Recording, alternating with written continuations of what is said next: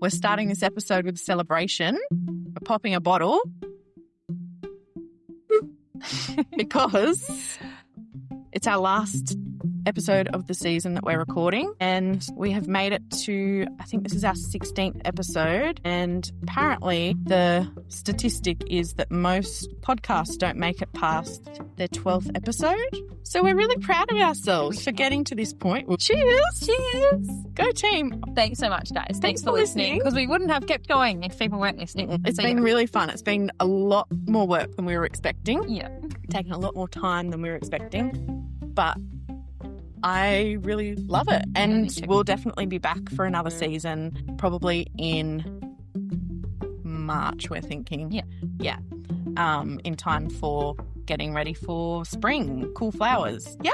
So thanks for listening. Cheers. All right. Now that our celebration's out of the way, let's get into the podcast like normal. I'm Sarah from Quail Cottage. And I'm Katie from Grown by Lightning Hollows. We're two flower farmers here in Australia, and together we're your bloom mates. So this episode is the last one of our season.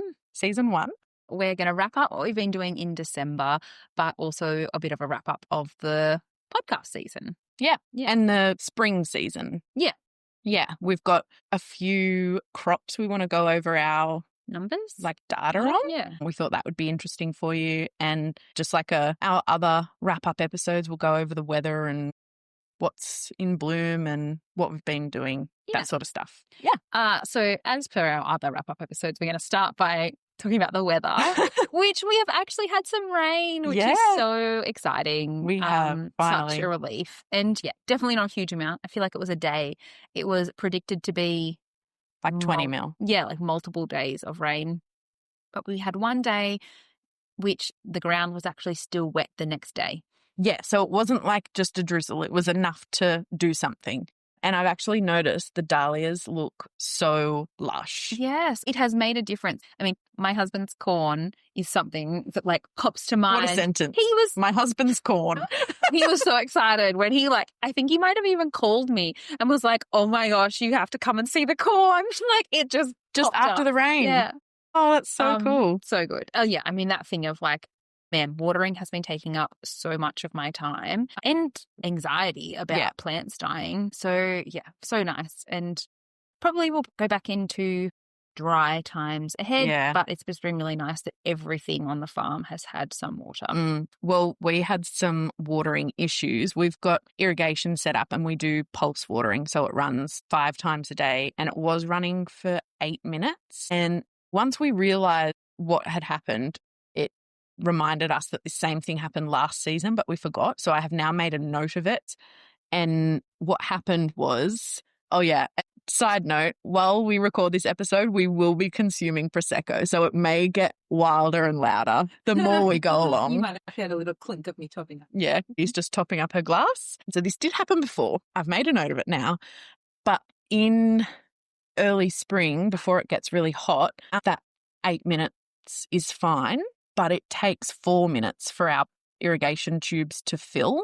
So it was enough for spring. And then I'd noticed some of our crops were not struggling, but they weren't as productive or the quality wasn't as good as earlier. And I had put it down to, it's just hotter now. So those spring crops are struggling. But thinking about last year, it wasn't the case. We didn't get as hot as quickly. We definitely had hot days in spring last year, but they were more sporadic. It wasn't just immediately over 30 degrees every day. So we've now doubled the time. I think I can't remember. Sam deals with irrigation, but he's set it for a lot longer. That was 2 weeks ago. And the way that we realized is we were flipping beds and realized how bone dry the soil was, even with irrigation. And it's just because we've had temperatures of nearly 40 degrees fairly consistently. And the pulse irrigation just wasn't enough running for 4 minutes. You're still doing pulse, but for longer pulse. Yes, longer. I think it runs for 15 minutes now. And since then, everything has improved. I think my corn cockle would have gone on for longer if I and been more productive and better quality if we had noticed earlier. So, yeah, next year, fingers crossed. I have a kind of similar thing in my orchard beds, which is drip. I had just been like aware that it wasn't working properly, but not actually putting the time into addressing it. And one of the crops that I lost was my campanula. I basically only had this top of the bed where the irrigation, like the end of the bed where the irrigation starts. Beautiful 1 meter tall stems, but the majority of the plants died from just not getting enough water. And just so silly how you can be drawn in so many different directions, but it takes you so long to actually address it. And it took me literally less than 10 minutes. I had to replace one section that had a leak where it was leaking under my pathway. So not even on a bed, but it's under black plastic. In this bed, I have weed mat paths. So it was just out of sight, out of mind. But I'd known about it. I knew about it back in winter, and it just required me to think about it and get the equipment from the shed to fix it. Yeah, it's on the other side of your property from the sheds. Oh, so frustrating. But yeah, and then it was just like a few bits that were tangled that were blocking the lines. And so, yeah, I fixed that this week, which is very satisfying, but also just when it was so quick and then it was working so well. I think in my head, I was like, I need to redo that whole system, but it didn't. It just needed a little bit of adjustment. And had I done that and not had so much, that would have been better. But I mean, it's just so, yeah. It's part of that, how much do you give your focus to? I mean, I have expanded a huge amount this season in terms of my growing space, and so certain areas are getting less attention. Actually, everything's getting less attention because I'm spread more thinly. And I was just trying to think, why you don't, because you've got a quad, why don't you use that to drive from one place to the other? But there's so many gates that it's just not even worth driving the quad around because it would just... And one of take the same amount of time, basically. The quad, which I hope that I will get back to using it. But the way that we currently store it is it's in our shed, but it doesn't have access to a door. So you have to take the tractor out to get the quad out.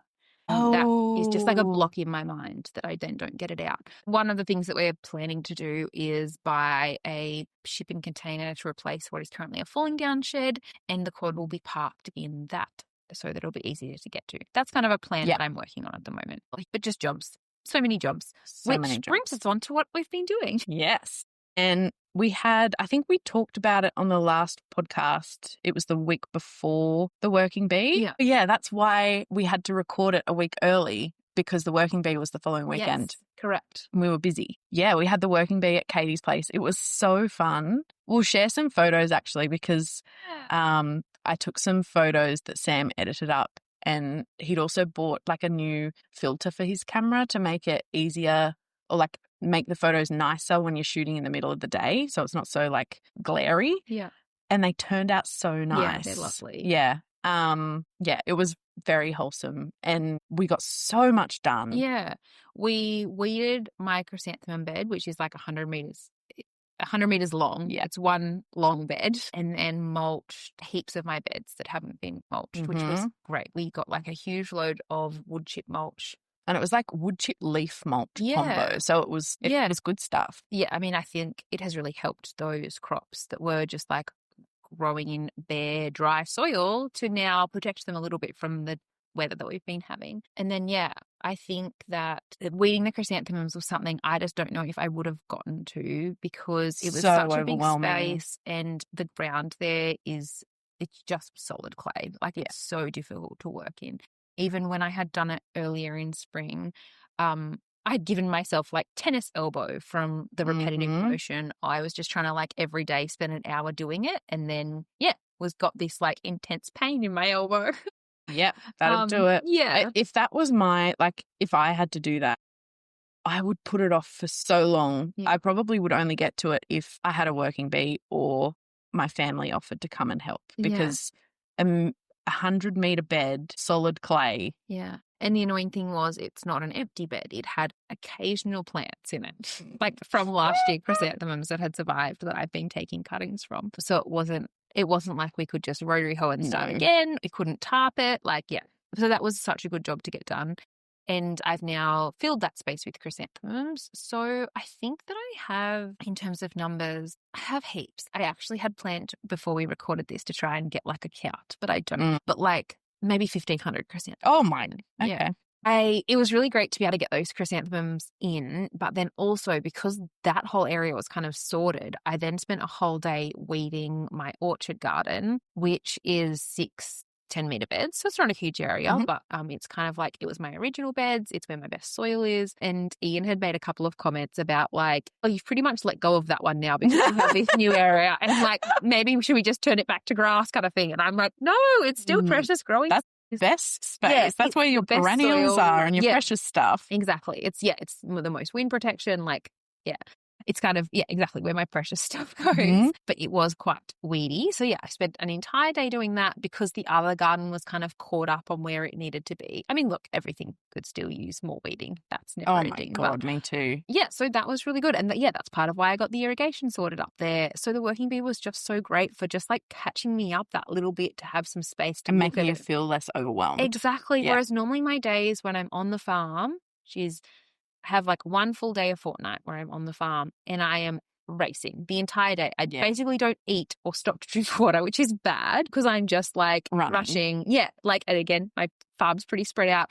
According to my watch, sometimes I will do like 20 Ks because I am just like going. Do you plan those days? I have a checklist that I work through. Oh, good on you. They're not necessarily in order. Like, say if something's planting, I will, depending on the weather, like I'll try and, or do you sort of like look at the list and work out what like supplies you're going to need? And I try to gather them. Yes, there is you need no to get a shopping gorilla cart done on that day. I think there's one under the tree. Yes. Yeah. Actually, Ian commented on the gorilla cart. We've got like the biggest gorilla cart that you can get. I got it for Christmas 2 years ago from Sam. I think it was more of a present to him, honestly. And we took it to Katie's working bee because we knew we were going to be mulching with wood chip. Yeah, Ian was impressed with the gorilla cart, so I'm not surprised there's one under the tree. My current little cart that I have has like its wheels are all cracked, so it's really hard to pull. Like the other day I had 3 big buckets of coffee grounds to move and I was like, oh, should I just carry them? They're like 20-litre buckets. Heavy. Because it's more effort to take the wheelbarrow out than it is to just carry them. But I wasn't doing because I can't carry 3 at once. I'd have to do 2 trips. But so I am excited about that. And the reason that Katie isn't just replacing the wheels on her existing cart is because it was secondhand. It was really cheap. And it's old and rickety anyway, regardless of the wheels. It is. So multiple times I have had a cart full of flowers, and because my most direct way to walk to my orchard beds is across a slope. It's not like up or down. You have to go across the side of it. And it's a really narrow cart. It is. It's not and it balanced. Will tip over. Like I have lost Delphinium because they just snap, like if they fall out, they snap. So that's why it's not being replaced. And that's not to do with its wheels. That's just because it's rickety. Yeah. But yes, my other thing that I've been doing is just like the amount of time of babying plants that have been freshly planted in the heat. Like I've had dahlia seedlings covered by shade cloth and just watering things so much to try and keep them alive. Yeah, which has been tough.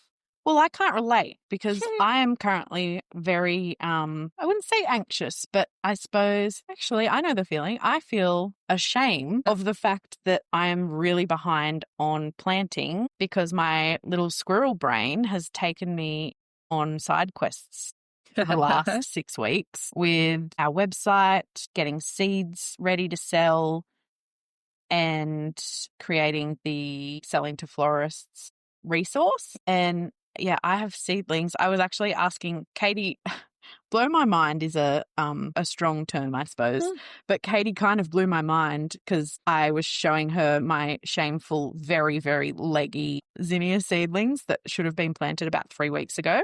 And I was like, would you still plant these or just start again or like direct sow? And she was like, yeah, I would plant them. I would just plant them deep. And in my mind, I hadn't considered that because I thought that they would like rot. They would like dampen off and the stems would snap and rot. But then I thought about it after Katie said that. And when our zinnias have like flopped over before because of wind, they like wherever the stem touches the ground, they're like tomatoes. They just root. So that makes total sense. So yes, I am going to plant them.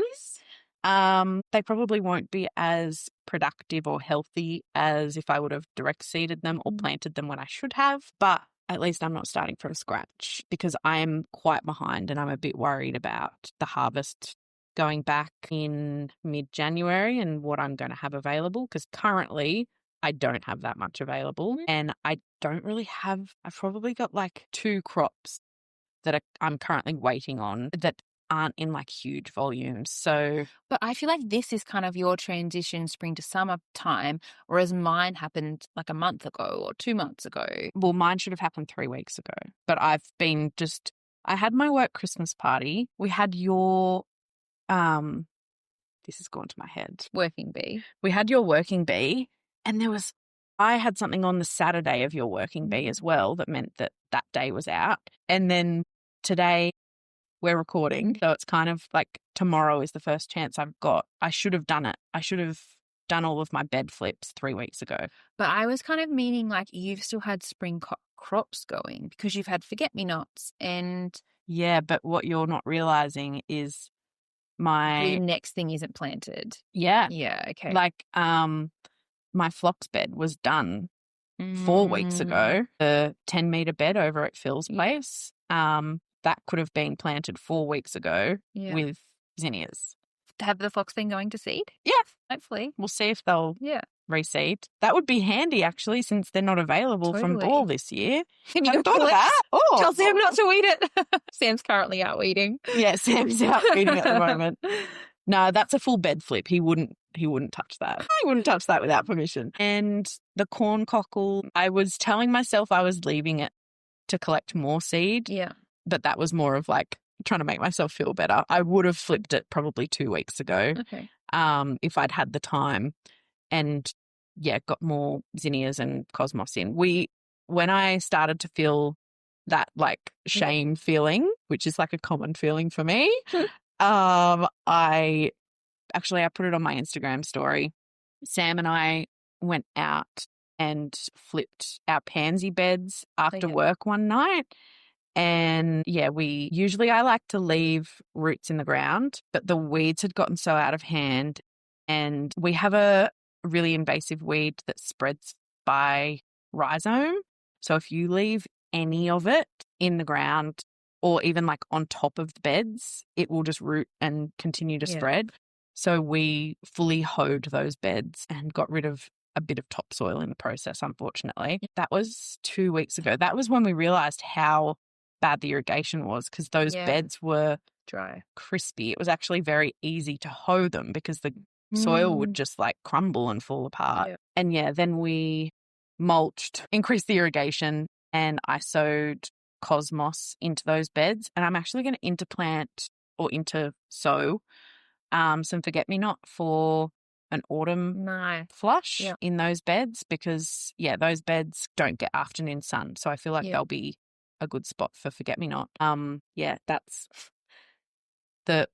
all the jobs I've done in the last month. Oh, while you're talking, then I thought of another job that I've done. Oh, of course you have. Show off. No, it's the pressure of children because I never procrastinate. If I have a second to be outside, even if I don't have a second to be outside, I will sit even if it's after work, do something. Yeah, even if it's because I'm like the kids are eating breakfast. Yeah. Mine is not a job. Mine is something that I haven't done, which was I was leaving corn cockle to go to seed to collect the seed because my main bed that I collected corn cockle from in November. You cut it back and I cut it back. Yes. And so I was worried about the seeds not being mature enough because I cut it early. Have you cracked them open and checked? Yeah, it was hit and miss. But I've mostly processed them.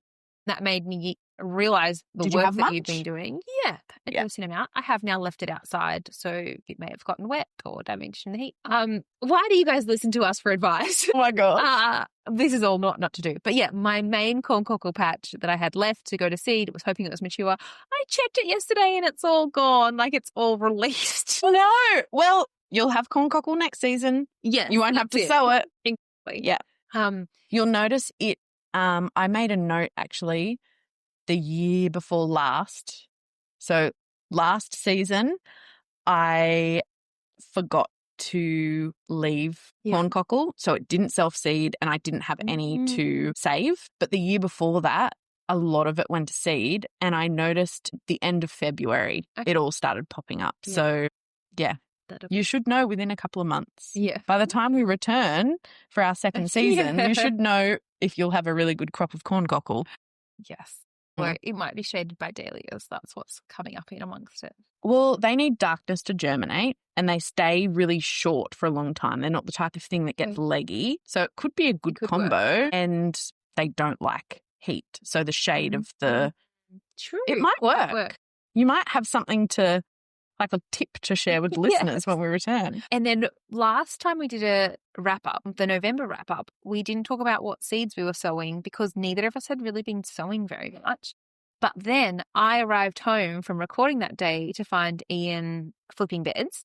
And so, yeah, that was great. So that was when I cut the corn cockle back. So that was end of November. And I think it was 4 beds. No, it was 5 beds. And so in those beds, 2 of them have just been mulched. I did sow a cover crop, but it's been patchy. And so on the working bee, we just mulched the beds. I've sowed buckwheat, which is my kind of go-to warm weather cover crop. Yeah. It also produces pretty flowers. Yeah. If you let it go. Yeah. I used some in bouquets last year.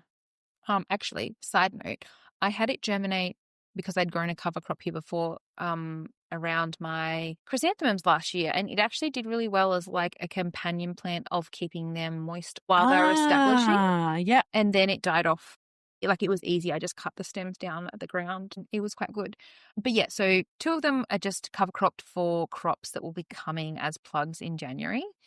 And then nice. What are they? Zinnia. Oh, sorry. My ones that are coming in January, snapdragons. Oh, yeah, for winter. The things I'm hoping that will flower winter and very early spring, snapdragons, sweet William, kale. I think that's it. Yeah. And then I've also got a celosia coming that I'm hoping will flower later, like that will be like a late autumn celosia. Is it one of the ones that's one and done or is it branching? No, it's branching. Oh, thank goodness. Yeah. Because your one and done one, was it a fail this year? I've picked one stem of it so far. They haven't started going to seed yet. And so like each week I look at them and think, should I use them this week or should I see if I can push them another week? To get taller.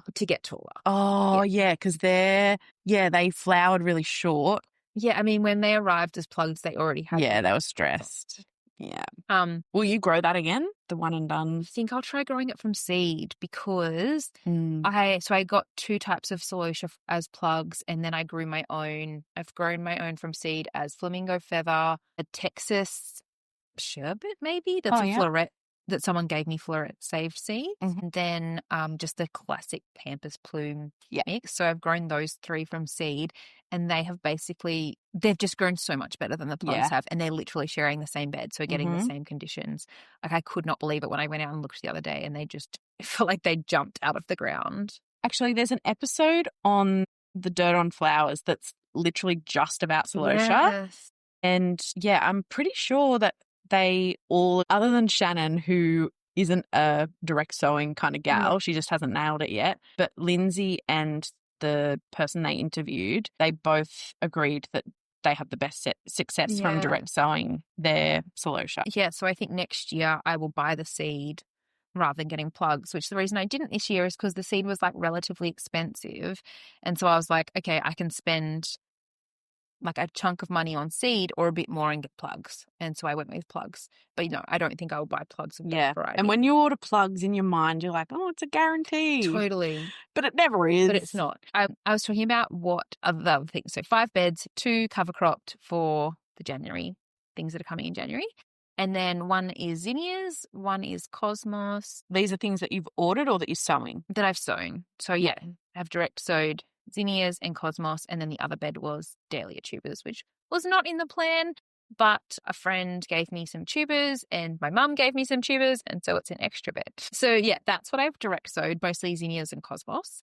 And then in celosia, that's been an ongoing process. I also have in trays started more marigolds because I want a second succession of them. And your marigolds have just started and they look amazing. Yeah, they're so fun. I've got lots of sunflowers at the moment. And so today I have lots of bunches of the gold orange marigolds with sunflowers. Enjoyed them. Yeah, that's a happy bunch. Yes. Yeah. And then, I've sowed more sunflowers. Also in trays, I've started echinops and bee balm. My gosh, you are showing off. Whiz. I've grown echinops from seed before and found them. The first time I had success and planted them out, and then the second time I just had zero germination. I don't know if something happened. It was the same seed packet, so I don't know if I left the seed somewhere hot or something in between. But my friend had recently sown echinops and found them, they just germinated really easily. And so she was like, yeah, just chuck them in now. And I did, and they've come up really well. So I'm excited for that. I just realised I have sown things. Nice. But they were for germination tests for selling my seed. Yeah. But one of them I am actually going to plant because it's not exactly the right time of year, but I think I can get away with it. And it's Coreopsis. Yeah. The seashells mix. Nice. Came into Australia finally. And I ordered it in wholesale quantity because that's so far the only way it's available in Australia from High Sun. And the minimum order was 3,000 seeds, which is too many for me. So, yes, I'm selling them on my website. But the germination test that I did, I will be pricking out those seedlings and using them, planting them. And you're meant to start them in spring. Yeah. I'm trying to remember. I have done like mega detailed growing guides for each of my seeds that I'm selling. And for the Coreopsis, I haven't grown it before. So I have spoken to some growers who have grown Coreopsis in general, but also a grower who's grown the seashells variety in the US. I messaged her about it. And from memory, it is daylight sensitive. So if you start it later, they will still bloom, but you'll get shorter stems. So I'm going to trial it, and whatever result I get, I'll include in the product listing so that people know. But yeah, I think it will more be a next season crop. Yes. Yeah. You've given me a packet of them and I have just put them away for next season. Which I also bought because I did the high sun order that they came in. I also bought the like super fluffy double Coreopsis because Ian wants to put, I don't know what the variety is. It was just on High Sun's website. I've grown lots of single Coreopsis before, and in my first season of growing. Is that a yellow one? Yeah, the double one is yellow. Yeah. I know the one. It's kind of like a mini double sunflower. Yeah, it's like pretty. But yeah, the first year that I sold flowers, I used heaps of Coreopsis, like heaps and heaps. It was one of my main flowers because I just had it because my flower growing journey began with sowing a mixed meadow seed packet, which it was in. And so yeah, I'm excited to use it again. And Ian's keen to set up some sort of flower meadow at our place. We sowed a bunch of seed that germinated, and then because there's no irrigation and we've had no rain, most of them have died. And it's got to be that sort of thing. I can't take on a flower meadow to also look after. It has to be a right conditions, and it just happened. Yeah. But yeah, I've got Coreopsis that I want to just have around as well, but it's all just like tucked away for. And you'll do that. Will you do that in autumn? I think so. Yeah.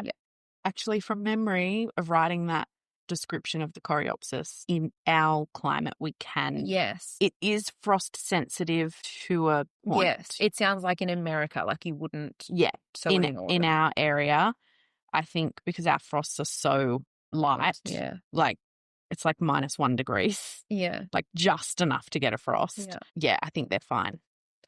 That's all the seeds that I've sown. But I have also now finally got all of my dahlias in. And my tally of how many they've spread to is 800, which is some are tubers. Oh my God. Weren't you going to have like 300 or 400? Yeah, my main dahlia patch fits 300. So that was what you thought that you would have? I was going to have an extra plus the orchard in the orchard as backups because the main dahlia patch will flood in a bad flood. Half of it will. Yeah, which like so annoying for my harvesting. They are not grouped by variety. I have varieties scattered all around my farm because you got them.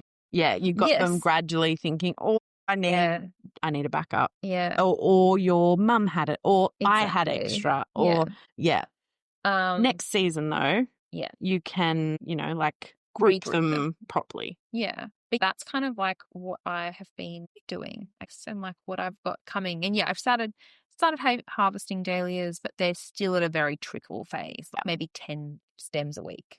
And I have not because mine are still like, some of them might be 30 centimeters tall, maybe. Some of them have like just poked through the ground. And in all the hot weather that we've had, I've been using milk crates as like an easy way to give them a tiny bit of shade still gets like, it's almost like dappled shade. Yeah. Actually, they're not milk crates, they're bread crates. So they've got bigger. less holes. The actual like filled in space of the bottom of the crate that's covering them is larger. So the holes are, they're not getting as much sun as a normal milk crate. Yeah, Sam found those under the house and they've been quite helpful because Katie and I have both had this issue every season because we're in an area that gets hot early. When we plant our dahlias, those first fresh, shoots, if they come up a week where it's going to be, over like, even over 30 degrees. Yeah, they can just go black and disappear. And sometimes the tuber can send up new shoots, which is great. But it's like sometimes the heat will like completely take out that eye. Boil it. Yeah. I have had that happen a lot. And that was kind of what inspired my mulching my orchard. Yeah. Like it was mulched from spring, but I just went and bought a heap of the compressed straw bales and have thoroughly mulched it. And yeah, I have had like they're looking better. Better success. Yeah. Which was an annoying expense, but it's done. How about what you've got blooming so far? Like of summer, or what have you had blooming in December generally? I guess it doesn't have to be summer stuff. Not much. My zinnias started in November. They were early because I sowed them early. Yeah. And I direct sowed them so they were quick to flower. Zinnias have been the main thing. Jewels of Opar. You've had your Salpaglossus. Oh yeah, Salpaglossus has been like a trial crop this year, and I don't know if I'm going to grow it again. I should trial it again because it was in a bed that wasn't irrigated, but relied on us turning the sprinkler on, which was sporadic. The stems have been shorter than they should have been. Still very sellable, like at least like 30 to 40 centimeters, I would say. But the videos that I've seen from some of the US growers who grow Salpaglossus, they're like branching at least 60 centimeters, and this has not been what I've had. Yeah, I should trial it again, but I'm so limited on space, and there's other things that I want to grow more of next season, like Silene vulgaris. And when you're looking for something to cut. Yeah, something that didn't perform well this season is an easy thing to cut, even though it may perform well if it was given more ideal. Yeah. How do you feel about the colour? You grew is it Cafe au lait? Is that yeah, what the it's colour called is? Cafe au lait, and it's like a chocolate colour, and it's a beautiful colour, but it's not versatile. Yeah. So we've got two florists in our area who are known for their like dark, moody weddings, and they liked it, but yeah, it's just not versatile enough for me to justify giving it more space. Yeah. So I think I'm going to give it a miss next year. I've got actually, speaking of trial crops, I've got the cut flower petunias, Allegra petunias. They've all got buds, so they should start soon, which is an ideal timing considering the harvest is about to finish up for a month over Christmas. But I'm interested to see what they're like. Yeah, maybe that will be good. I mean, sad that you won't be able to sell them, but you'll be able to get like cool photos of them and vase test them. Like, trial them. Yeah, I always feel really torn. Like one of the trial crops that I've had just start is my perennial phlox, and I've had 2 stems this week that I've picked, and I was so torn. I was like, do I give them to the florist that had ordered with me this week that like I really like them and they support me, and I was like, oh, should I put them in something cool? And they're quite a big, like, yeah. For anyone who doesn't know, perennial phlox is almost like a hydrangea. Yeah. Like it's multiple flowers and quite a lot of them. It's not like ordinary phlox where it's like... It's not a delicate stem. It's like a big sturdy woody stem. Yeah. It's like maybe the size of your hand, the ones that I've had so far. But yeah, I was like, do I bring them inside and vase test them? So they're like, if florists asks me about them. But I didn't. I put them in bunches.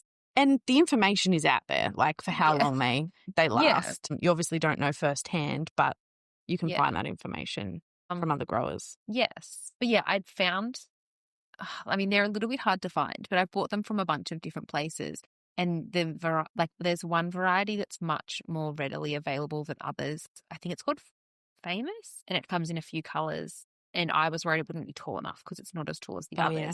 But yeah, their stems are plenty tall enough. Like I would say it's tall. Yeah, it is. It's beautiful. Like at least 60 centimeters. Yeah. So yeah, that's been my like trial crop that has started flowering, and I'm obsessed and I want to grow so much more of it. Yay! But it's something that like it likes kind of like a little bit of shade and moisture. Yeah. Is not the vibe of my farm. My farm is very exposed and hot and dry. Yeah, and direct light. Yes. Yeah. I just thought of another crop that has like really cranked this month, and it's chocolate cosmos. Yes. And actually I had someone message me on Instagram to ask, and I love answering questions like this. They wanted to know how many plants I had to cut as many as I had, because they wanted to know how many they should plant for their demand. Yeah. I was able to cut this week 60 stems from 16 plants. Oh, wow, that's good. And chocolate cosmos is a perennial that once it starts blooming, it blooms until the end of the season. Yeah. So it really cranks for, I'd say 2 months to 3 months. It's been blooming for about a month for me. It started at the very beginning of November. So actually it's been blooming longer than that. And each week I was able to sell 3 to 4 bunches, I would say, from those 16 plants. But yeah, now I'm at 6 bunches, and I'd say it will probably increase from 6 bunches from those plants. Yeah. And then, once I don't know if they're daylight sensitive or if they just get tired towards the end of the season, but they do start to slow down. So it will trickle back down to probably like 3 bunches a week towards autumn. Yeah. But yeah, they're a valuable crop, and they're a perennial. Yeah. And they don't travel well. They're like such a good local.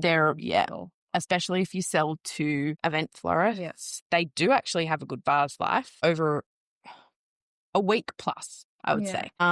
And actually, if you're interested in chocolate cosmos, it will be out by the time this episode comes out. One of my favorite Instagram follows, another farmer that I follow, she's a big nerd as well. Her Instagram is Fae Flower Farm, as in FAE, like fairy. And she is creating a free resource on growing chocolate cosmos as a cut flower. She's in the US, and in the US they're lucky enough to have Farmer Bailey, where they can they can get chocolate cosmos as plugs. So she grows them on a really large scale, hundreds of plants. And so she's doing a very detailed resource on harvest stage and storing, digging tubers, because they're not quite like a dahlia, but they have tuberous roots that you can save. And I haven't had any luck dividing tubers after their first year, but last year I lost my plants, A, because of water, and B, because a weed fully invaded that bed to the point that the chocolate cosmos was choked out. So I had to rebuy my plants. But it will be interesting to read her resource to see what it says. I have a feeling that after their second year, you would be able to successfully divide the tubers or the roots, whatever you would call them. But they're a really good one if you sell to event florists. Some of the other things that I have had blooming in December, I've had lots of sunflowers, which has been really lovely. I've got feverfew starting, and we said just started harvesting marigolds. I've had Shasta daisies, which are definitely not like a main crop for me, but like a good filler in this period. Actually wiped them from my crop list, but they self-seed really badly. And I sold 2 bunches this week. Yeah, just accidental. They're not in a productive area. They're in our very front garden, out the very front of our house on the street. And so I was like, oh, I may as well cut them. They're at a good stage of harvest, and there's enough of them there. Have you had drumstick alliums? Yes, I have a funny story about that. I mean, funny or sad, depending on how you look at them. So I have onion weed at my house everywhere. Me too. So And bad. I had been... At least it's dead now with the heat. Yes. It's gone. It's disappeared. Thank God. I have been weeding it out of one of my beds, which used to have bulbs in it, but I thought I got all the bulbs out. And yes, and then some of them that I missed went to flower and I realized they were drumstick allium. So I had 2 of those to pick this week. Does that mean that you weeded out drumstick alliums? Yes, because I just thought they were onion weed when they were little. Like I just was like taking everything out of that bed because I planted them like 3 years ago and I don't think they've ever flowered. So I completely forgot they were in there. Maybe planted them 2 years ago, but like if I have had flowers, like I've forgotten. Yeah. And yeah, it was like I planted them at a point where these beds were just all super mixed of what everything was. It wasn't like a bed of something. And yeah, I'd pulled out all the daffodil bulbs because they were obvious, but yeah, didn't know the drumstick alliums. But they're so cute. And now I'm like, okay, well, I need to order a bunch of those. They're adorable. Yeah. Next season, I want to focus on alliums. I am sowing leeks for their flowers because they're white, so they're more like versatile. Yeah. But I did order a lot of alliums for this season, but there was a big crop failure with the bulbs.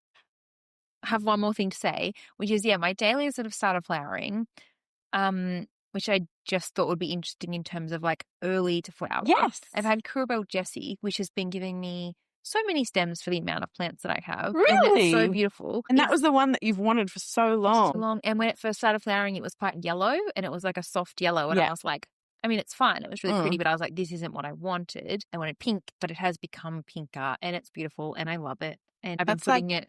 Moonglow does that. It gets more pink throughout the season. Yeah. And so does Briannon. Or no, maybe it's the opposite. It starts off more pink and fades to more like apricot. Yes. Yellowy. And then, I've had a couple of seedlings which have been flowering. One of them is a purple one.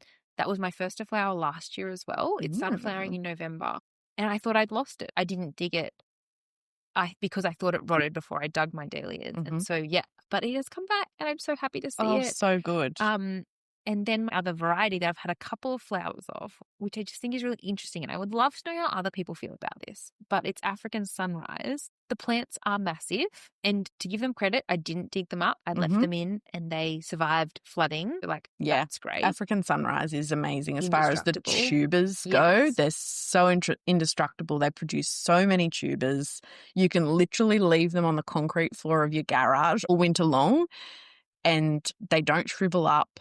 Yeah. But I've had so few flowers from them and it's early in the season. I mean, I find that African Sunrise is a late one for me. It like gives me a few blooms throughout the early season, but then sort of almost at autumn, it pumps out the blooms. And we discussed this last season. I don't know if you remember. We talked about how we wanted to cut our dahlias back sort of at Christmas time to regenerate because we found that because dahlias are typically daylight sensitive, so when they start pumping blooms out, it's later in the season when the daylight hours are shorter, they're starting to go down. By then, if we plant our tubers or plants early, which we can in the area that we're in, the plants get quite tired and the stems get thin and floppy.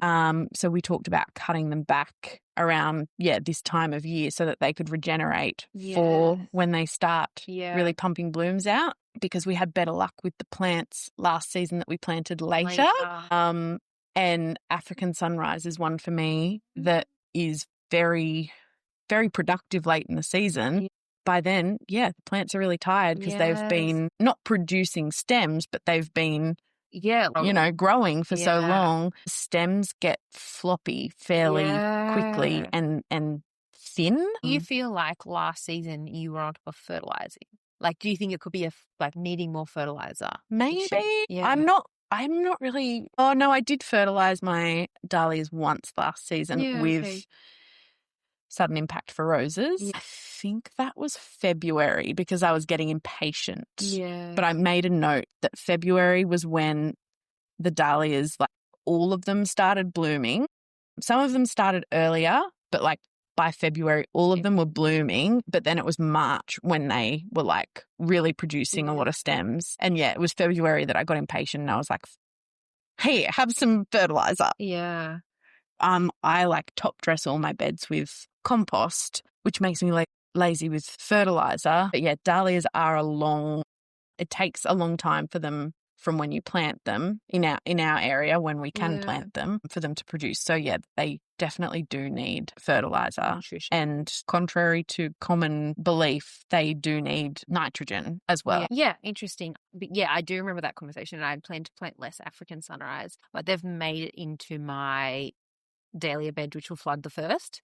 Because I'm like, because they'll survive it. Yeah, well, and that bed was just like tubers that otherwise would have just been thrown away or composted or whatever. I feel like African sunrise would need to stay underwater for like a month for them to actually rot. Like they're so indestructible. I have Helena that was literally under significant water, underwater, not just soggy beds. Is it the one that's like bicolored? Yeah. Yeah, like red and burgundy and white? I'd say purple. It's a dark purple. Oh, I know. It's similar to tartan, but it's purple. Yeah. Yeah, I have two of those that were literally underwater that have survived and are growing. But I find it super similar to what you just described. Big plants all season, occasional flowers, and then right in the last like couple of weeks of dahlias, it will produce a heap of flowers with weak stems. But I continue to grow it because it was in my wedding bouquet. So it's like And you know what? Some of it. Even with the weak stems, the florists still want dahlias at that point. I've never had any issues. They're fine with the weak stems. I mean, when I use them, I just support them with some foliage or something. So they're still usable. You should probably charge less by then, but yeah, dahlias are so hit and miss at the end of the season that some growers may not have them anymore. And especially where we are, where florists are sourcing from the Sydney markets, a lot of the growers are further south than us, where it's cooler. Their dahlias finish earlier than us. I have never had to reduce my prices to be able to move stems at the end of the season, the floppy stems. Yeah. I usually have at least one florist that's like, I have a wedding on this date. Do you think you'll still have dahlias? And I'll be like, if I have any, I'll make sure they're And they're just so grateful to get any dahlias that it doesn't matter. One of my crops, well, this is kind of what inspired us to do this, was that I looked at my spreadsheet of my harvest records and realized that I've harvested Delphinium every single week since I started it, which was on the week of the 4th of August, which is kind of like when my season started. That's so early. Yeah. Wow. So early. And they would have been plants that were from the year before. Yeah. We wanted to do like I guess like a summary of our, would you say not most productive, but our like hero crops of spring. Well, mine was, I saw the Delphinium that surprised me. And then so I compared it to Ranunculus, which is kind of, I've picked two really opposite crops. So to explain, Delphinium. I am still getting stems. I've picked maybe 15 stems this week. So, and actually those wouldn't be included in my numbers. But anyway, harvested some stems every week between the 4th of August and the 14th of December, which is 18 weeks. Wow. I planted around 900 plants, but like some are plugs and some are from seed. And so I don't even know the exact numbers of how many I had from seed, which was about 3 10-meter beds worth of space. And the plugs were around 35 cents a plug? Yeah. So my other thing I'm going to compare it to is Ranunculus, which are 85 cents a plug, which is why I worked out that's price. Because, dramatically different. Yeah, like Ranunculus are a pretty expensive plant for a, not a perennial. And so I got 450 stems from my Delphinium. So 900 plants produce 450 stems. Or probably shouldn't say produced. I sold 450 stems from 900 plants. Good clarification, because mine is the same. Totally. I had heaps of wastage, particularly in maybe September. We had really hot, windy days where I had like snap stems or burnt white flowers that weren't usable. But so that's over 18 weeks. And my kind of thinking behind this was like Ranunculus, I had 1,700 stems, like 3 to 4, almost 4 times as many from only one more bed space. So like, so many more stems. Yeah. So nearly 4 times the amount of stems from a smaller space, but they only flowered for 8 weeks compared to 18 weeks. And I just kind of like, my brain latched onto this as like, that's so interesting as a crop. Like, which would you prefer, of something that gives you this really intense flowering period where they're super productive and you have lots and lots of them, but they're a really short window, compared to, Delphinium, they have taken up space for a lot of that time as well. So that's kind of a downside. They produce not as many stems, but over this really long window. I think both have their place. Yeah. But I think at my scale, I would probably prefer the Ranunculus, the more stems, more intensive, get them done, flip the beds, get ready for summer crops. But I have crops that are the same, that some just keep going for longer, and they have their place as well because it's like insurance, especially if you sell, actually either way, florist or retail, it's insurance for, you're going to have flowers while you're waiting for those beds where the Ranunculus were, you're waiting for those crops to bloom. Yeah, which is for me dahlias. Yeah. And I also think when you're mostly focused on selling wholesale, the really intense period of flowering, it's a benefit because if you can move all those stems, you then have the money. Yeah. But when you're selling retail and you have commitments to flowers the whole time, it's nice to have more spread out harvests. Mm-hmm. So I thought that was And florists do appreciate larger volumes. Yeah. So it'd be interesting to do the maths on, actually, let me do it quickly. 450 stems divided by 18 weeks is only 25 stems a week. Yeah. Is that 5 bunches? You do 5 per, which is still enough to list for florist sales, but it's not no, exactly. desirable. And especially when they're a crop that is particularly for weddings. Yeah, they want a lot. And also that's between 3 different varieties. I've grown a giant blue, a giant white, and then the butterfly blue. So that's not Would you say the butterfly is more productive? So much more productive. But pretty much both the giants, I only got 1 stem per plant. The butterfly, multiple. Are you going to do half and half next year? I'm not growing any of the giant. I'm growing a smaller. Yeah, you've changed your variety of the ones that aren't the butterfly. So the actual flower and the stem isn't quite as thick. Yeah. Yeah. But are you going to do half traditional and half butterfly? I don't know. I've recently allocated a 4th bed to Delphinium in my crop plan, and I haven't decided what ones are going there. Because, I do want more volume.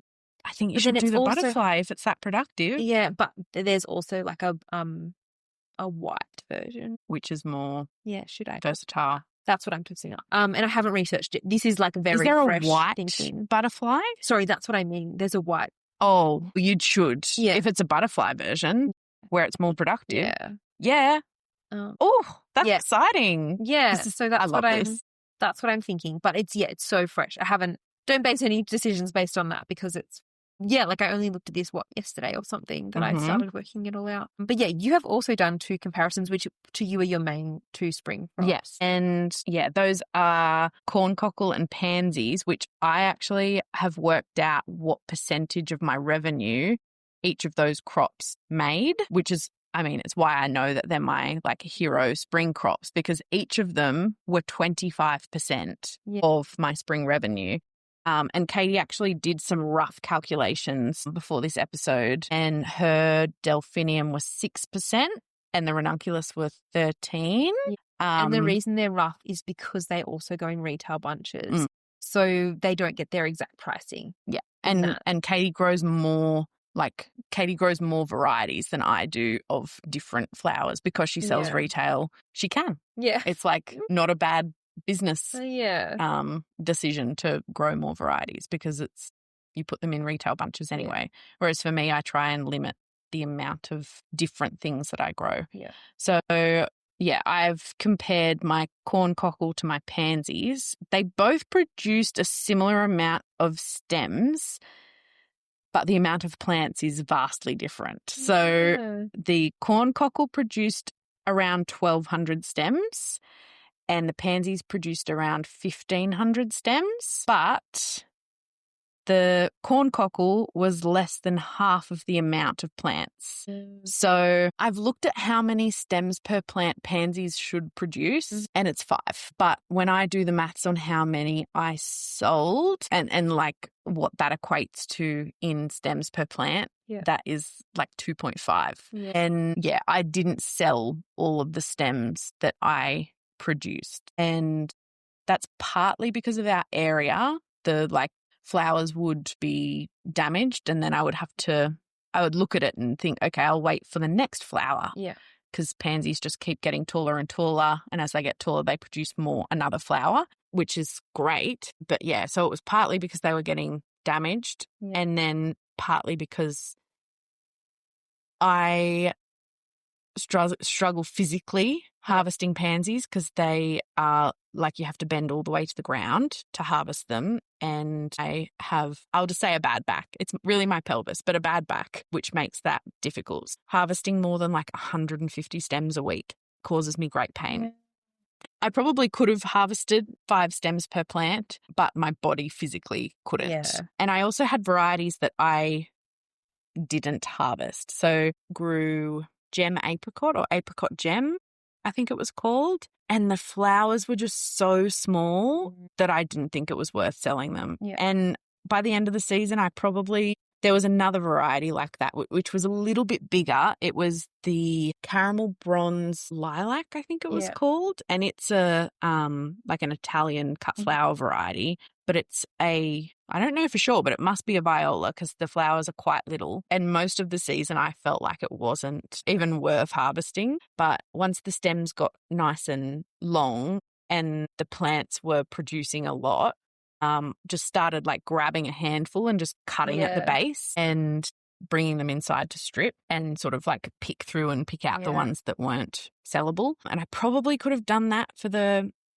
apricot gem, or whatever it's called, but I didn't love the colour either. It was quite a cool toned pink. It wasn't like a peachy pink or even a blushy pink. It almost leaned purple, like a lilac-y pink. Yeah. But then it had a yellow centre, which made it lean a little bit more warm.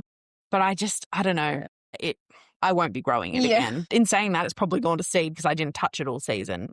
It's interesting that both of these you've got as harvesting for 12 weeks. Yeah, both of them were the exact same period. I cut the first bunch the same week and the last bunch the same week, which was the 31st of August was the first day that I harvested. So let's just say September. And the last bunch that I harvested was the 27th of November. Yeah. So it works out just over 12 weeks. Yeah. With the corn cockle, the last week that I harvested, I did sell those bunches as B grade because they weren't as tall and they also were slightly smaller flowers than normal. They were in approximately the same amount of space too.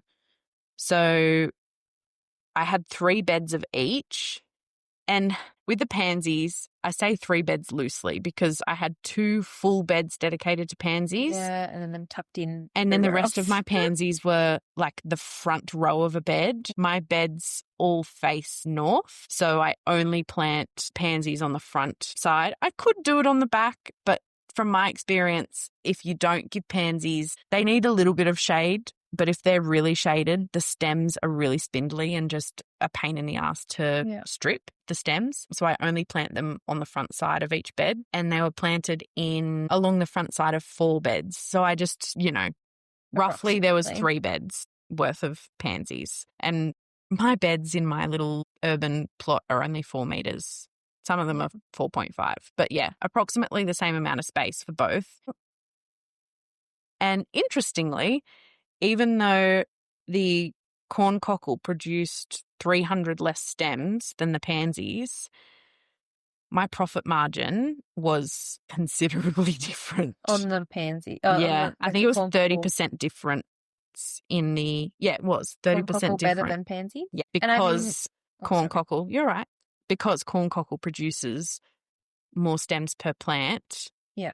And I charge more for it as well because I feel more comfortable charging more for it because even though both of them are uncommon varieties, corn cockle has multiple blooms per stem. It's a longer stem and it's more versatile because it's white. And also corn cockle is super easy to direct sow versus pansies. You usually do direct sow some, but you also buy them as plugs. But the main reason for the difference in profit margin is the labour. Because pansies, I calculated that I spent 17 hours harvesting my pansies, which if you do the maths on that, it's not good, on 1,500 stems, whereas the corn cockle, I think, I don't have the spreadsheet open and it wasn't like a shocking number that is burned into my brain. It was like maybe 7 hours on labour. And sorry, the 17 hours is also including planting and sowing, like labour in general. Yeah. Well, yeah, interestingly, both of those crops for me were much shorter than 12 weeks. I only had 2 successions of corn cockle, but because I got sick of harvesting both of them, like both of them were too fiddly for me. Yeah. And so I both harvested at the base. The corn cockle was maybe like 4 or 5 weeks that I had it over 2 successions. Really? Yeah.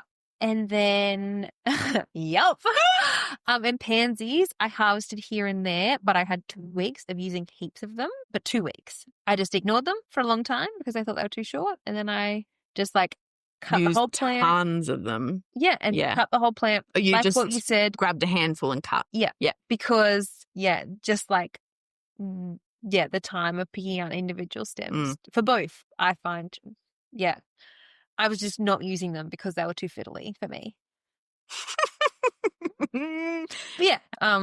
Hopefully that's been interesting to hear us compare some of our spring crops. Yeah, and based on our main point of sales. Yeah. Like I sell exclusively to florists, whereas Katie sells mostly retail. Yeah. And that time factor for me when I'm putting something in a $20 bunch, I can't spend the time on it. And it takes up no space. Oh, no, it's not worth it. Yeah. Will you grow either? You will. I am, yep. Both? Both. The corn cockle, it was worth it for me when it filled a gap of, if it flowered, say, when I had ranunculus, would I grow it? Maybe not for both of them, but they fill in that gap. But you can plan around that. Have stuff. Yeah. And corn cockle is, you can succession plant it and sow it for when you want it. Yeah. Actually, it's one of the seeds that I'm selling, and I've done a really detailed growing guide, I guess, on the product listing, including when I sowed the successions and when those successions bloomed and how long they bloomed for. Yeah. So you really can plan for when you want it. Yeah. In our area, though, past like this time of year, it's too hot. Yeah. So, and similarly for pansies. And I think I could have started using my pansies earlier, but I was desperate for flowers at the point when I used them, which was why I then was like, okay, how can I make these pansies work? And that's when you realize they were long enough. They were just trailing along the ground, so you couldn't tell. Yeah. Yeah. So any other updates for December? Not really. I mean, I've mostly covered what I have done. I mean, I mainly worked on that resource for selling to florists and cleaning and packing seeds and creating all of my very detailed product listings, growing guides for the seeds that I am selling, which is Silene vulgaris or blushing lanterns, Coreopsis seashells, corn cockle, jewels of opal, forget-me-nots, and amobium, which the amobium is from Katie. And she helped me write the product description because I have never grown it before. And I don't plan to either. But Katie didn't want to add a seed shop to her website. And she had so much seed that it was just, And it was also something that I found hard to find seed of. Yeah, it was out of stock for a while when you wanted it. Yeah. What about you? Did a market. So that's one of my updates since we recorded our selling to retail, and we talked about markets. But yes, I've done that, which it didn't go well. That's because it was like 40 degrees. It was like an afternoon market, a Christmas market at our daycare where our kids go. So it was a very small audience. They changed it from when I agreed to the week of I wasn't allowed to put it on my Instagram or make it public.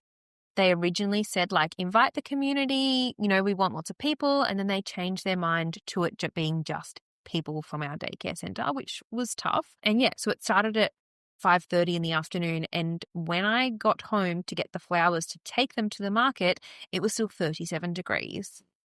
Like, it was so hot. And so heaps of the other vendors pulled out. There was only like 4 of us. But it didn't occur to you even once to pull out? Because I'd said I was doing it. Katie and I are the same in that way. Yeah. Like, we have to be like in hospital for us to ever cancel anything. Totally. Which, I mean, it means that we're not flaky, but I feel like it's we take it too far. I probably should have pulled out. Yeah. It was silly. And it was, but I mean, it was still kind of good. It was a very relaxed environment to kind of test out a market setup. I would be keen to put a wall on our gazebo because where the sun was in the afternoon, we couldn't get the shade in the right spot, which was stressing me out, having the flowers in hot sun. But yeah, it was still nice, like, chatting to other daycare parents of like our kids' friends and that sort of thing. Like, it was fine. But yes, definitely not a success, but interesting. Yeah. More experience. And it was also good, like quite a few people, you have that little stand, like, and making that connection. Yeah, so of who you are. Yeah, exactly. One of my other updates is I've mentioned before that my bells of Ireland had finally germinated. Things that I wanted to germinate in autumn are germinating now. And they're becoming huge plants. Like, they're in a bed of celosia, the celosia that I talked about that's a one and done celosia. Yeah. And yet the celosia is getting swamped by the bells of Ireland. Wow. But yeah, they're starting to produce tiny little flowers. So I do. Like, did we mulch that bed at the? It was mulched before we planted the celosia, so they have germinated through the mulch. Chip mulch. Yeah. Wait, isn't that one that needs light to germinate? Isn't it one of the weird ones where you would think it doesn't because it's a big seed, but it does? Do you know what I find it needs? Scarification. It needs you've given up on it and you've reused the soil for something else, and then it will pop up. Yeah. That's how it got into my blueberries. I tipped soil in there that I'd given up on the bells of Ireland germinating, and then at some stage it germinated there. And this bed you actually tilled after. Yeah. So it certainly wouldn't have been on the surface. Sowed it. Yeah. Wow. It's pretty crazy, but I'm really excited and happy to have them. You should have autumn bells. And then, I talked about that I have plugs coming in January, which my goal of that is to try and have winter flowers. So, I'm excited to be able to keep you guys posted because it is a bit of an experiment. I don't really know of other people that plant these particular things at this time. It's just kind of me figuring it out. Yeah, because Katie closes her stand through winter, but she still takes orders. Yeah. It will be last year. Yeah, snaps bloomed all the way through winter. And previously, Katie and I have wiped snaps from our list because the season starts so quickly for us and it gets so hot that we get cabbage moth immediately. But through winter we don't. And they're so good. Like, they open so slowly in winter because it's obviously cold that they have a really long harvest window. Yeah, I really loved having them. And so if I had an order, I didn't have to be home to check what flowers do I have. I knew I had snaps, stock, and kale. And I will also be starting stock from seed. Yeah. But it's something I find pretty easy to start from seed. So I don't mind doing that. Yeah, that's kind of what I've got going on at the moment. Cool. Well, let's get to the wrap-up part of this episode because this is definitely the longest wrap-up we've done. So, as we've mentioned, this is our final episode of our season. Thank you all for being here. And we're going to take a bit of a break. This has taken a lot of time out of our already very busy lives, but we definitely will be back. Yeah. We're thinking about March because that kind of is a busy time for crop planting and seed starting and gives us a bit of a chance to recover in our gardens, to get into our gardens and get back on top of things. So we thought we'd give you some resources of podcasts and books and YouTube channels that we really love. Recommendations for over the Christmas break. Yeah, exactly. And while we're gone. Probably lots of these are very common. You probably already know them, but we thought we'd give a shout out in case there's any that you don't know. So some of my favorite podcasts. I really love The Dirt on Flowers. That's my favorite too. That'd be my number one. Yeah, it's super practical advice. I really love. I also really love the Flower podcast. Me too. I feel like it has florists on as well. It gives really interesting perspectives on different things. And because Scott works at a wholesaler, he has such interesting perspectives on things. And he's also super interested in unusual crops. So when he has a grower on, I love that he always asks them about specifically the unusual stuff that they grow. Yeah. Yeah, I've gotten some really valuable information from those podcasts. And then obviously Dish the Dirt. Hopefully you guys all listen to Dish the Dirt already, being our Australian flower farming podcast. Yeah, Beck paved the way for us. Yes. And then maybe one that's a little bit, this is not a flower farming podcast, but Growers Daily. Is that like no-till? Yes, the original no-till Oh, Jesse from that. Yeah, he does a daily podcast and it's like market garden focused, but I find the information still really useful. Yeah. They're like short, quick episodes. I love the way he speaks. Yeah. My brain just really clicks with the way that he speaks. He's very digestible and makes it simple and almost like speaks in dot points. Yes. Which my brain loves. And I mean, he's done podcasts for years. So yeah. But yeah, I think the latest one as of today is like about cover crops and he's done lots on different mulching. He's touched on, like a bunch of different stuff that is applicable to flowers, even though there's lots of other vegetable focused topics. And then, you know, kind of adjacent to that is No-Till Flowers, one of my absolute favorite podcasts. I love Jenny Love. I love Jenny Love too. Yes. She's such a valuable resource to the community. She also has one that's like the Floral Guild, which is great as well. But yeah, the No-Till Flowers is like either one, both really great. She goes into like specifics on growing and like soil and health it's nerdy. And very nerdy and sciencey. And like talks about her bricks numbers and interviews scientists and.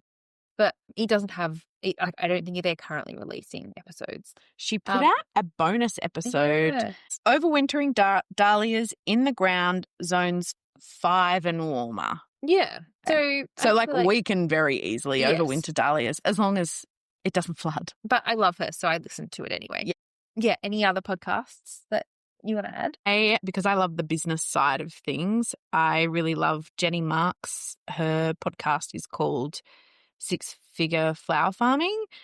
They're only 30 minutes long, which for me isn't long enough because my commute is an hour. So if something is like that short, I always wait for 2 to be out. A podcast needs to be at least 45 minutes for me to listen to it without 2 episodes being out. But yeah, I love that podcast. I also love the Backyard Bouquet. There's some really great interviews on there. Some of the episodes aren't as like practical, which I'm a very practical-minded kind of person. So I haven't listened to every single episode, but a lot of them I have, and they're fantastic. But I also wanted to mention my favourite flower farming book, which is by Lenny Larkin, and it's another business-related one. It's called Flower Farming for Profit, and I read that book like a novel. Usually with flower books, I skim them, but I read it like a novel on a car you had it journey. Like I should borrow that. You should I haven't read it since I read it like a novel, so you can definitely borrow it. It's right there.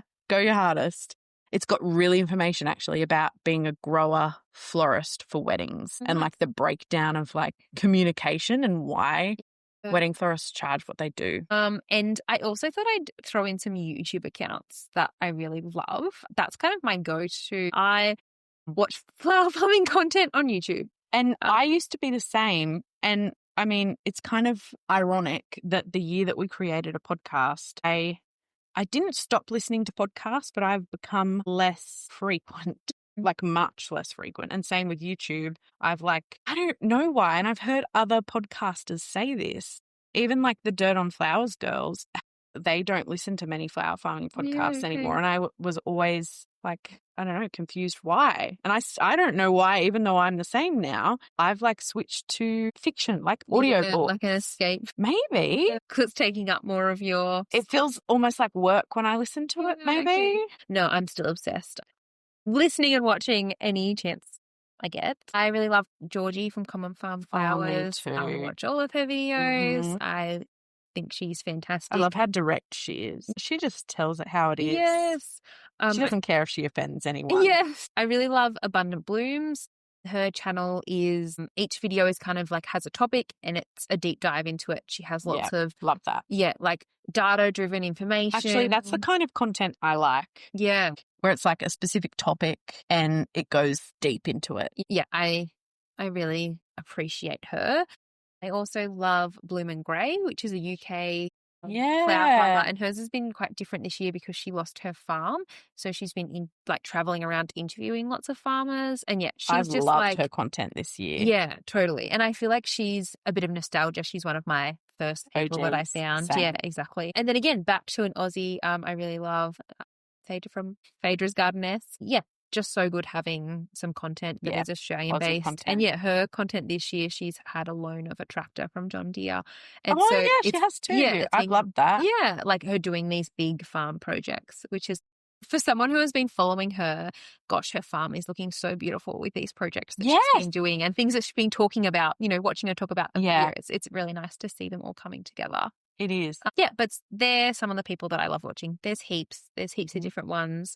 I also, actually, this has just come to my mind, Bear Flower Farm, I think it's called. Oh, yeah. It's bear with dots in between each letter, B.A.R.E.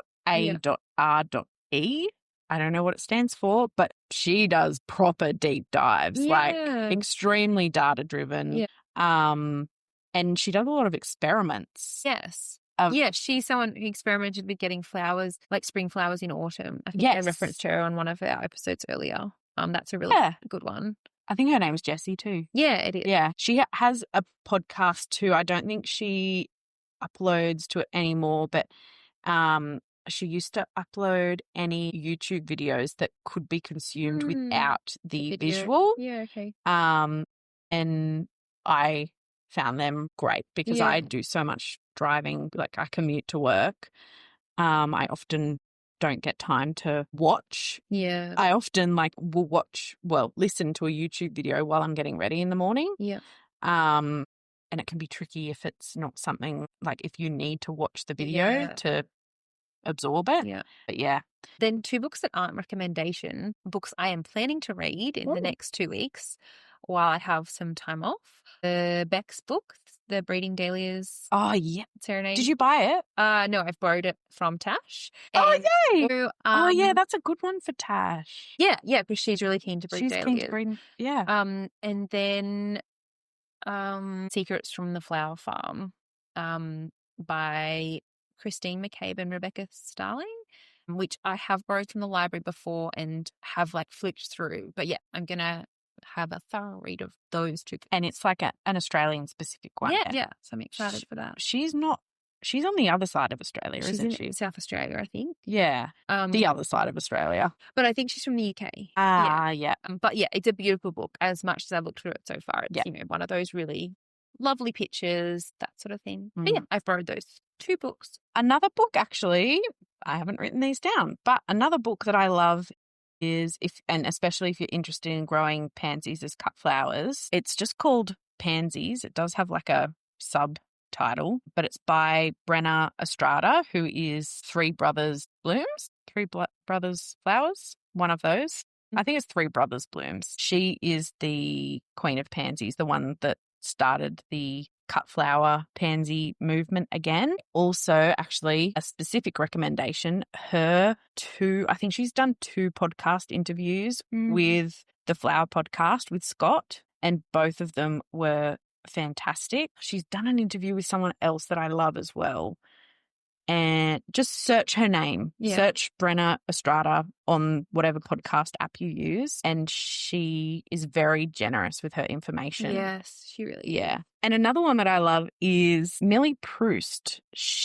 Follow her Instagram if you don't. I'm just looking up the name of her book. I borrowed it from the library. It's called From Seed to Bloom. And I really enjoyed. I almost read it like a novel. I didn't just flip through it. I actually read it, and I remember taking photos of pages and taking notes in my little note section of my spreadsheet. Yeah, she gives really practical information in it, and at the end of every chapter, I'm trying to remember the format of it, but I'm pretty sure at the end of every chapter she does a different kind of arrangement.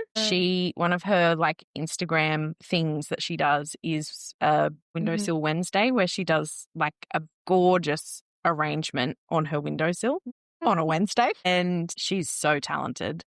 But yeah, I think that is us done for the season. Thank you so much for listening. Thank you to everyone who has sent us a message or commented. It means so much to know there's real people out there listening. It sure does. And please, if you think of anything or are missing us while we're off, send us a message on Bloommate's podcast on Instagram. And make sure that you subscribe wherever you're listening to our episodes so that they drop into your feed, and follow us on Instagram, where we'll share even more blooms behind the scenes. And if you're lucky, we might even show you the weediest corners of our farms. Yay! Done!